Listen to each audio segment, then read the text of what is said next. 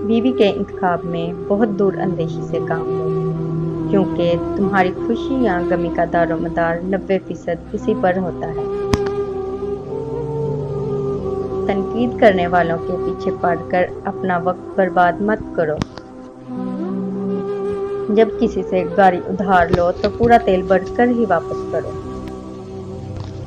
Mobile कहीं तुम्हारी जिंदगी के खूबसूरत लम्हात में खलल अंदाज ना हो, क्योंकि मोबाइल तुम्हारी अपनी राहत और सुकून के लिए है, ना कि दूसरे की।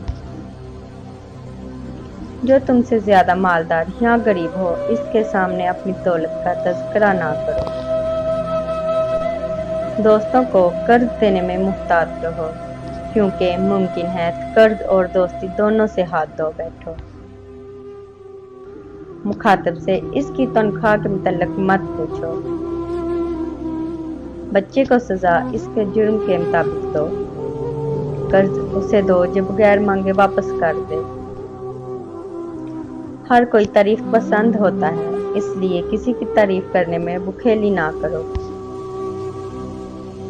किसी से इख्तलाफ या बहस मुबाहसे के वक़्त अपने इखलाक और तरीकामंदी का दामन ना छोड़ो। अपने इल्म को फैलाओ और लोगों को इससे फ़ायदा पहुंचाओ, क्योंकि हमेशा जिंदा रहने का यही वाहिद रास्ता है।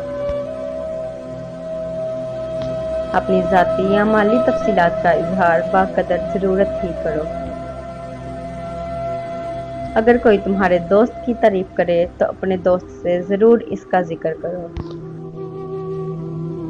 अगर कोई तुम्हारे साथ बदसलूकी करे तो तुम इसके बच्चे के साथ एहसान करके इसे सबक सिखाओ।